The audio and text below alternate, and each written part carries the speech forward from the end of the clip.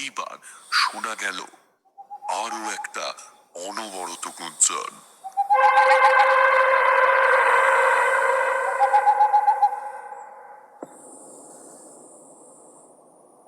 চারজন সব দেহবাহী, তাদের চার কাঁধে রয়েছে চন্দন কাঠের খাটিয়া। সেই খাটিয়ায় দু চোখে তুলসী পাতা ও নাকে তুলো গুঁজে নিথর দেহে যে শুয়ে রয়েছে সে হলো জমিদার গিন্নি সুলেখা দেবী।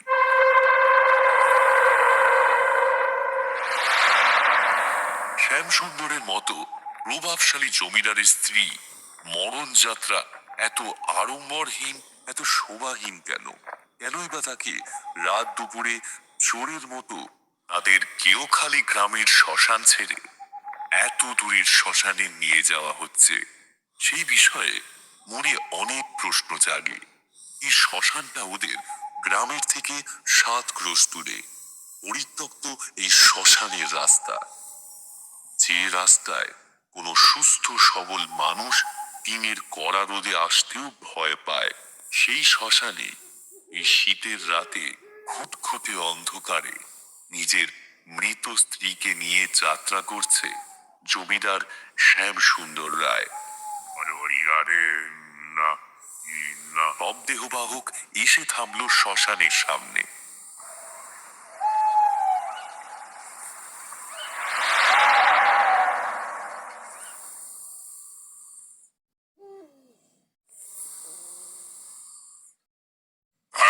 তোমরা শ্মশানের ভিতর খাটটাকে নামিয়ে রেখে এসো।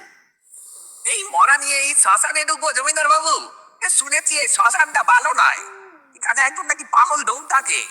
এই বেটা, তুই মরা কাকে বলছিস? টেনে তোর জিভ ছিঁড়ে দেবো রে হতভাগা। ও আমার স্ত্রী, তোদের গিন্নিমা। যা, আমি যা বলছি কর। জমিদার বাবুর ধমকে তারা চারজন মরা শুদ্ধ কাটিয়া নিয়ে ভয় ভয়ে পা রাখল শ্মশান চত্বরে। গাছপালায় ঢাকা এই নির্জন শ্মশানের এক অন্ধকার কোণে রয়েছে একটা পাথরের চাতাল। সেখানে গিয়ে ওরা খাটিয়াটা নামিয়ে রাখলো।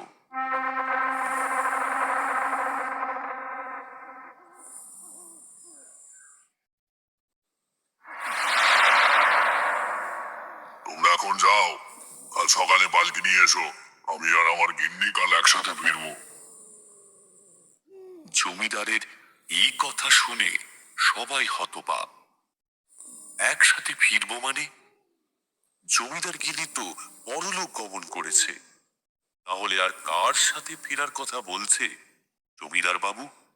মনে অনেক প্রশ্ন থাকলেও জমিদার মশাইয়ের আদেশ পেয়ে আর এক মুহূর্ত এই শ্মশান চত্বরে নষ্ট না করে ভয়ে কাতর চারজন পালকিবাহক ও চারজন সব দেহবাহক কেবল একবার সম্মতির ভঙ্গিতে ঘাড় নাড়িয়ে চলে গেল। চলে গেল বলা ভালো, পালিয়ে গেল।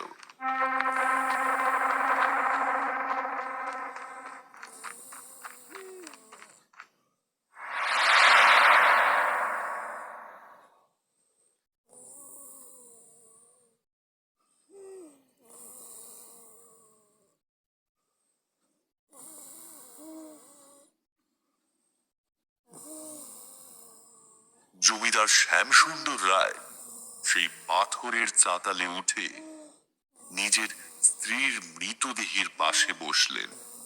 শ্রী শ্যামসুন্দর রায় আজ তার স্বাভাবিক দৃঢ়তা লোপ পেয়েছে। মুখে চোখে ফুটে রয়েছে অদম্য বেদনা। নিজের কাছের মানুষকে চিরকালের জন্য হারিয়ে ফেলার যন্ত্রণা তার বুকটাকে যেন নিংড়ে নিচ্ছে। নিজেকে সামলে নিয়ে অতিরিক্ত যত্নের সঙ্গে তিনি দেহের উপরের কাপড় সরিয়ে দিলেন। সুলেখার সিঁদুর মাখা মুখটা দেখে শ্যামসুন্দরের মনে অনেক ভাবনা ভিড় করে এলো। এই তো সবে বিয়ে হয়েছিল তাদের। কে বলবে যে সে আজ বছর 20 আগের ঘটনা? একেবারে নতুন কনের মতো সেজে ভারী মিষ্টি দেখাচ্ছে সুলেখাকে।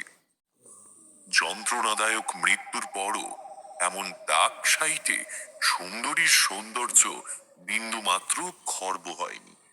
লাল বেনারসিটা সত্যি কাশি থেকে এনে দিয়েছিল শ্যাম সুন্দর।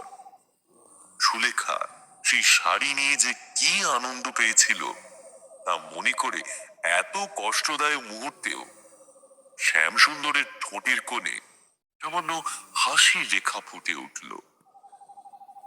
ছেলে ফিরে নেই তাদের, তবে এতে কোনো আক্ষেপও নেই শ্যাম সুন্দরের। স্ত্রীকে কারোর সঙ্গেই ভাগ করে দেওয়ার অভ্যাসটা তার কোনোদিনও ছিল না, আর হবেও না। এত ভালোবাসা, এত প্রেম, সবই কি আজ শেষ হলো? না না, তা হতে পারে না। এই কলিযুগে এমন প্রেম কটা মেয়ে মানুষের কপালে চোটে? যুগ যুগ ধরে স্বামীর প্রাণ ফেরানোর জন্য শুধু সতী বেহুলারাই পরীক্ষা দিয়ে যাবে কেন? পুরুষ মানুষ কি সত্যি ভালোবাসতে পারে না? বিশেষ করে যখন একটা উপায় আছে, তাহলে সেই উপায় কাজে লাগানো হবে না কেন? কিসের অভাব তার? আর্থিক ক্ষমতা আছে, মনে সাহস আছে, আর কি চাই? চাই শুধু সেই ডোমকে।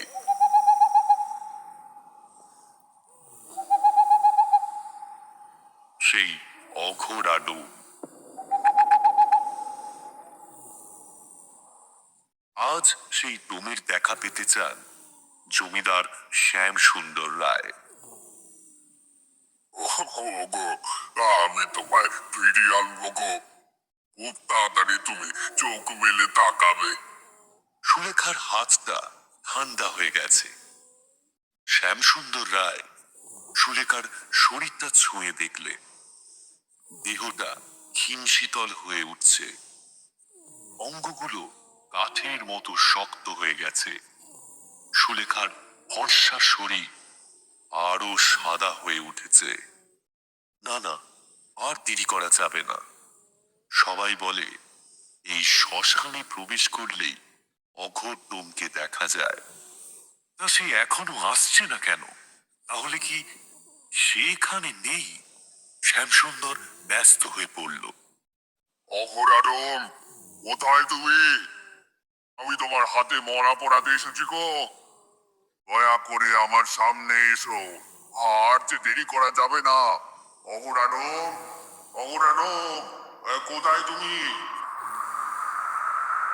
ঠান্ডা শীতল হাওয়া জমিদারের কানের পাশ দিয়ে বয়ে গেল।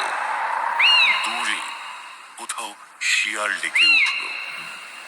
রাত চড়া পাখিরা গাছের ডালে বসে নিজের গোল গোল চোখ নিয়ে তাকিয়ে রইল মরা মানুষটার দিকে। এমন সময় এই শ্মশানে ছোটে মরা, আমি হলাম তো মগরা। এই শ্মশানে ছোটে মরা, এই শ্মশানে ছোটে মরা, আমি হলাম তো মগরা। এই শ্মশানে ছোটে মরা, এই শ্মশানে ছোটে মরা, আমি হলাম তো মগরা। এই শ্মশানে ছোটে মরা। অদ্ভুত খ্যানখ্যানে স্বরে বলে উঠল এক অদৃশ্য জীব। ঝোপঝাড়ের আড়াল থেকে ভেসে এলো সেই স্বর। চমকে উঠলেন জমিদার বাবু। কান পেতে সে আরো কিছু শোনার চেষ্টা করলে গাছ থেকে ঝরে পড়া শুকনো পাতা পায়ের তলায় পিষে ঝোপঝাড় পেরিয়ে বাইরে বেরিয়ে আসছে অঘোর ডোম।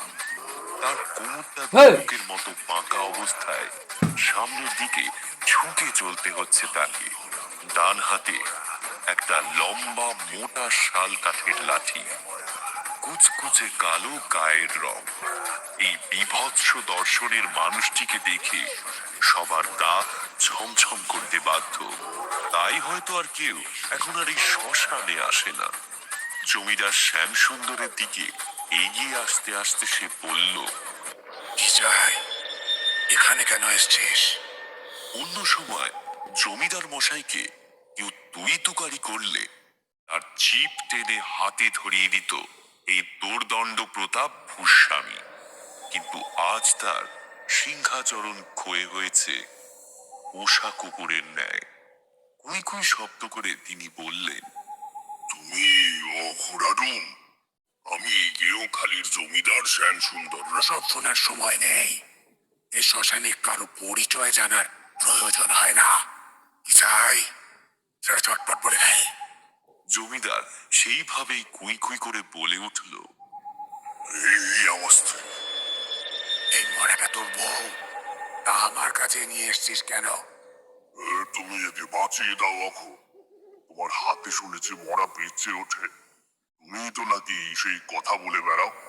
জমিদারের কথা শুনে হু হু করে হেসে উঠল অঘোরা ডোম। বিভৎস হাসি শুনে গায়ে কাঁটা দিয়ে উঠল জমিদারের।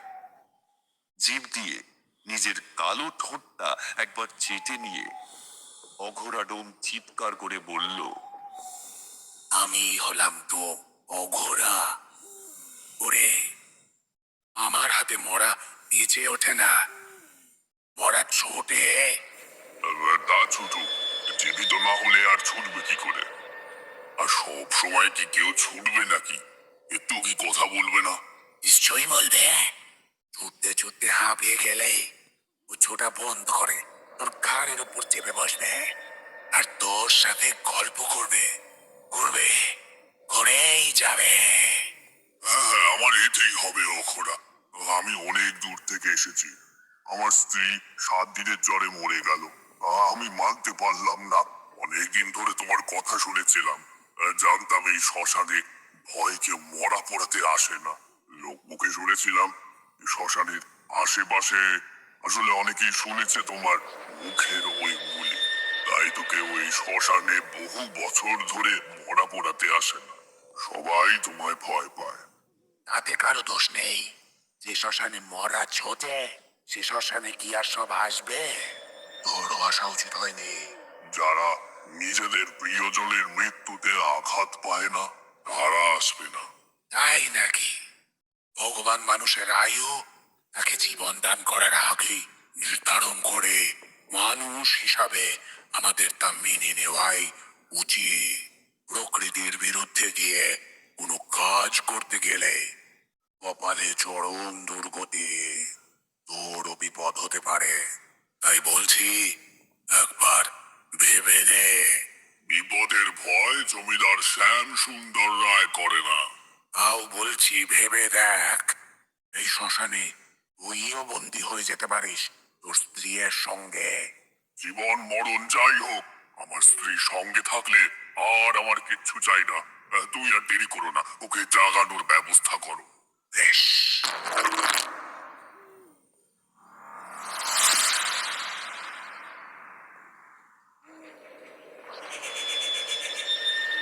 কি চিতা সাজানো আছে কি করে? তুমি কি জানতে যে আজ রাতে কেউ মরা নিয়ে আসবে?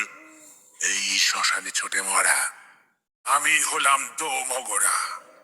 এই শ্মশানে ছোটে মরা এ চিতা সাজানোই থাকে। কতবার বলতে হবে? এই শ্মশানে মরা ছোটে মরা যদি ছুটবে তাহলে পুড়বে কেমন ভাবে? অঘোরডোম চিতার কাছে এগিয়ে গেল। জমিদার চিতার সামনে কাঠের মতো দাঁড়িয়ে বিস্ফারিত দৃষ্টি নিয়ে দেখে চলেছেন ডোমের কাজকর্ম।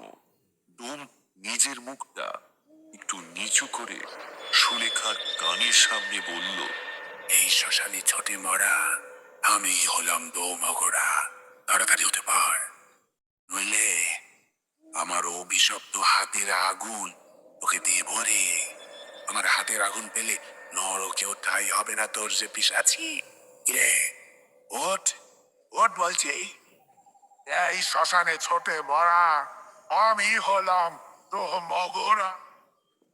বলতে বলতে আস্তে আস্তে চিতায় অগ্নি সংযোগ করতে আস্তে আস্তে এগোতে লাগলো অঘোর। কি করছো তুমি? পুড়ে গেলে সব শেষ হয়ে যাবে। কি করছো? থামো বলছি, থামো। কে শুনে কার কথা?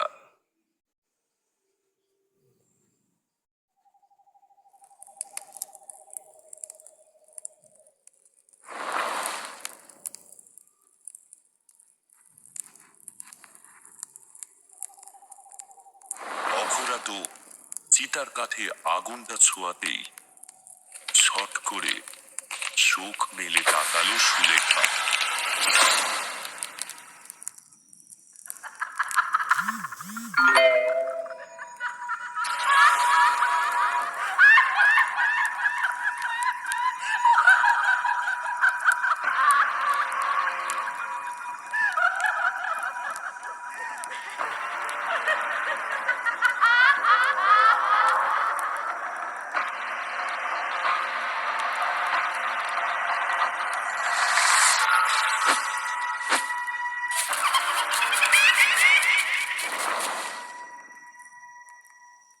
সঙ্গে সঙ্গে চিতার ওপর থেকে এক লাফে দেবে এসে বিভৎস একটা কান ফাটানো হাসির সঙ্গে শ্মশানের এদিক থেকে ওদিক ছুটতে লাগলো সুলেখা।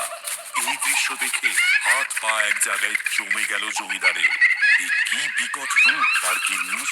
সেই কোমল স্বভাবের মানুষটা যেন একটা নিকৃষ্ট খেকুরের জানোয়ার হয়ে গেছে। ওরকম ভাবে ছুটছে কেন? আমার কাছে আসছে না কেন? আসবে আসবে, সত্যি আসবে? কেন এত ভোর ভোরই সব বেরিয়ে গেল? ওর জন্য তো পাগল হয়ে যাচ্ছিলিস। ওর সাথে এতই যখন পীড়িত, তখন বউকে না বাঁচিয়ে নিজেই তো মরলে লেপা চুকে বুকে যেত রে হারাম জাদা। হ্যাঁ, এই নাও, এটা তোমার। রশ্মিকে বাঁচানোর জন্য এই সামান্য উপহার তুমি গ্রহণ করো। এমন সময় থেকে ছুটতে ছুটতে ওদের সামনে এসে দাঁড়ালো সুলেখা।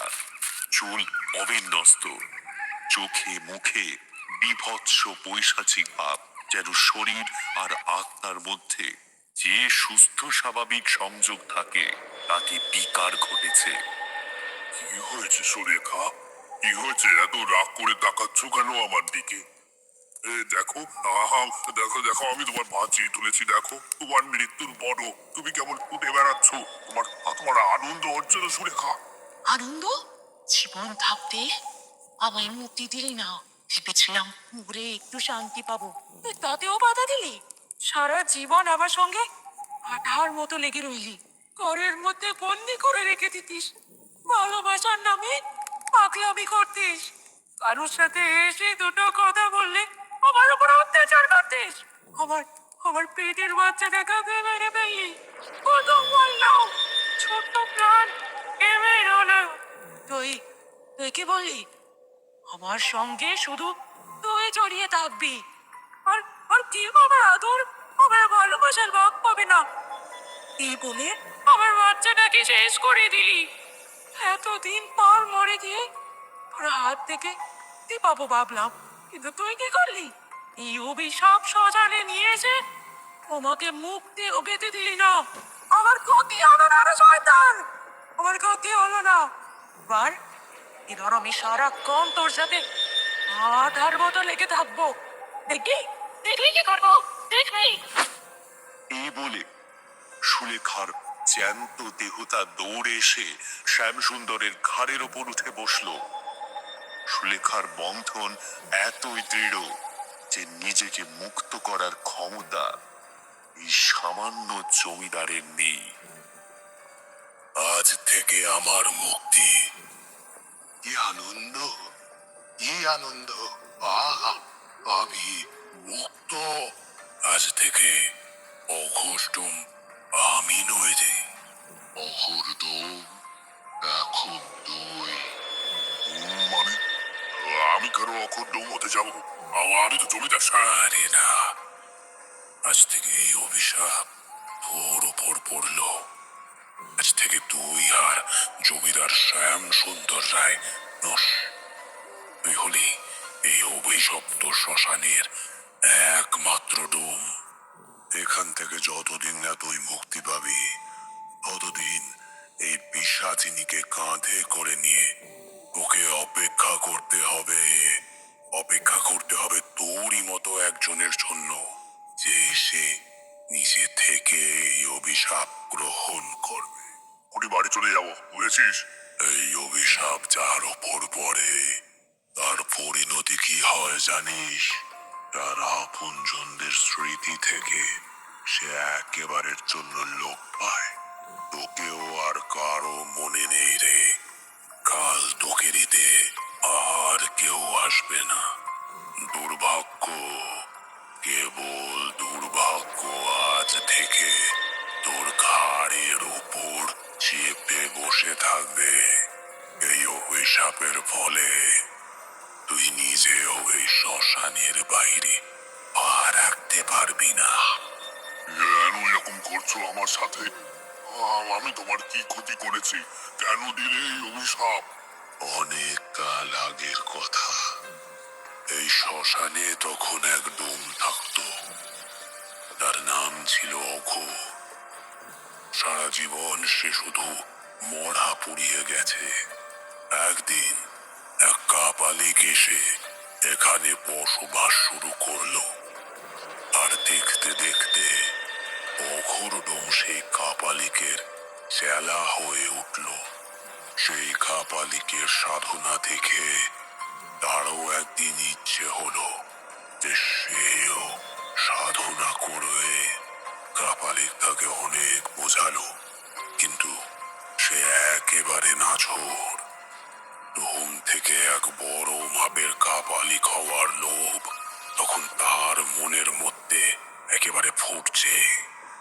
কাপালিক শেষে এক প্রকার বাধ্য হয়ে একটা কঠিন সাধনার কথা অঘোরকে বলে দিলে সেই সাধনায় দরকার 3টে উপকরণ জোগাড় করতে হতো। একটা মরা জলচর প্রাণী, একটা মরা খেচর, আর একটা মরা মানুষ। প্রথম দুটো উপকরণ যে কেউ জোগাড় করতে পারে, তবে 3 নম্বর উপকরণটা একজন ডোমের পক্ষে জোগাড় করা ওটাই কঠিন ব্যাপার নয়। একদিন সমস্ত উপকরণ সমেত অঘোর বসলো সাধনায়। কাপালিক তাকে বলল, একটা কথা মনে রাখিস, এই সাধনা সম্পূর্ণ করার পথে অনেক বাধা আসবে, কিন্তু খবরদার এই সাধনার মাঝপথে আসন ছাড়বি না। তাহলে তুই সমেত এই পুরো শ্মশান ভূমি অভিশপ্ত হয়ে যাবে। তোর হাতে আর কোনো মৃতদেহ অগ্নি গ্রহণ করবে না, কোনো মরা তুই আর ছুতে পারবি না। অঘোর সব শুনে সাধনা শুরু করলো, কিন্তু ওই যা হওয়ার তাই হলো। মাঝপথে হঠাৎ সে চোখ খুলে দেখলো সামনে রাখা মরাটা উঠে বসে তার মুখের দিকে হাসি হাসি মুখে চেয়ে রয়েছে।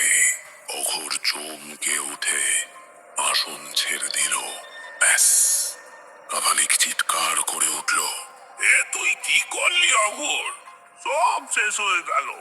ঈদের ওপর তুই যে কি অভিশাপ ডেকে আনলি তা বুঝতে পারছিস না? আমাকে এখনই এই শ্মশান ছেড়ে চলে যেতে হবে। তুই আর তোর এই শ্মশান অভিশপ্ত হয়ে রয়ে যাবে।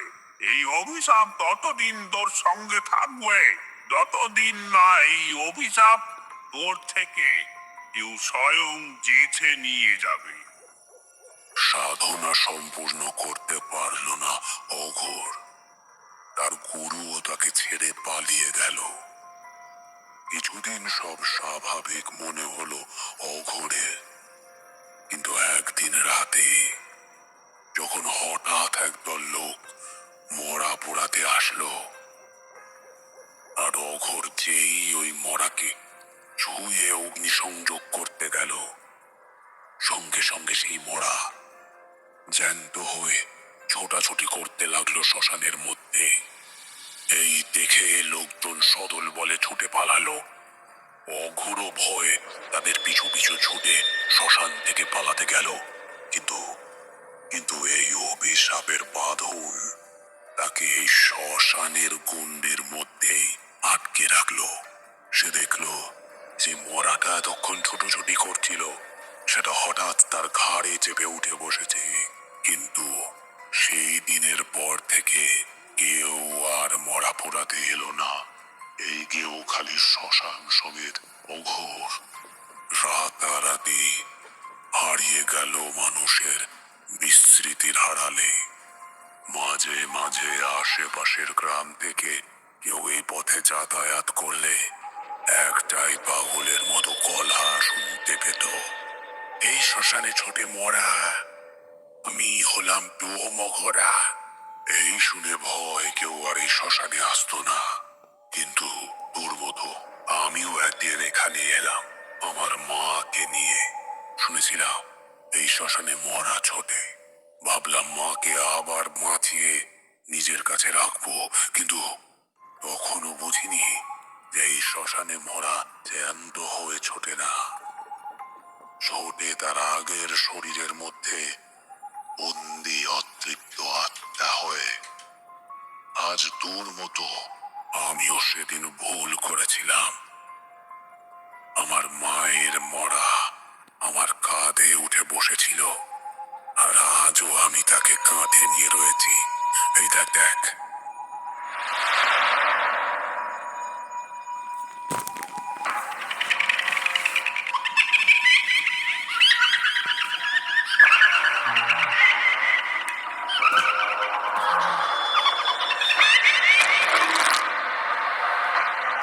কেমন তার ভারে আমি ঝুঁকে আছি। তবে আর বেশিক্ষণ নয়। এতদিন তার অতৃপ্ত আত্মাকে মুক্তির পথে বাধা দেওয়ার জন্য সারাক্ষণ সে আমার এই কাঁধে বসে থাকতো। কেউ তাকে দেখতে পায় না, যেমন আমিও কিন্তু তোর বউকে এখন আর দেখতে পাচ্ছি না, কিন্তু ও আছে, তোর ঘাড়ের ওপর বসে আছে। সেই দিনের পর থেকে অনেক চেষ্টা করেও এই শ্মশান থেকে বেরোতে পারিনি। কেউ আমাকে নিতেও আসেনি। সেই দিন ওই অঘোর আমায় এই কাহিনী বলে নিজে আমার সামনে মুক্তি পেয়ে এই শ্মশান থেকে চলে গিয়েছিল। তারপর কেটে গিয়েছে দীর্ঘ 25টা বছর। এই পথে আর কেউ আসেনি। আমিও আগের ডোমের মতো ওই কথাটাই বারবার চেঁচিয়ে যেতাম, যাতে আমার মতো বোকা কেউ আবার এই শ্মশানে নিজের প্রিয়জনদের বাঁচানোর লোভে হাজির হয়। তবে আজ এত বছর পর সেটা হলো, আজ থেকে তুই হলি অঘোর ডোম। আমি আজ থেকে মুক্ত। তোকে আমি কোনো অভিশাপ দিইনি রে। তুই নিজে এই অভিশাপ নিজের কাঁধে চাপিয়ে নিয়েছে। তুই এখানেই থাকবি, আর তোর বউয়ের ব্রেন থাকবে তোর ঘাড়ের ওপর চড়ে, মাথা চিবিয়ে খাবে, পাগল করে দেবে তোকে। তোর দেওয়া এই মুদ্রাগুলো অনেক কাজে লাগবে। নিজের লোকেরা তো আমায় আমায় কবেই ভুলে মেরেছে। এখন এই মুদ্রাগুলো নিয়ে আমি বাকি জীবনটা কোনো মতে কাটিয়ে দেব।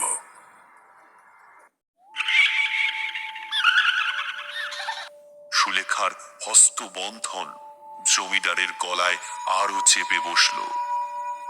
এমনি এমনি কেউ আর আসবে না এখানে।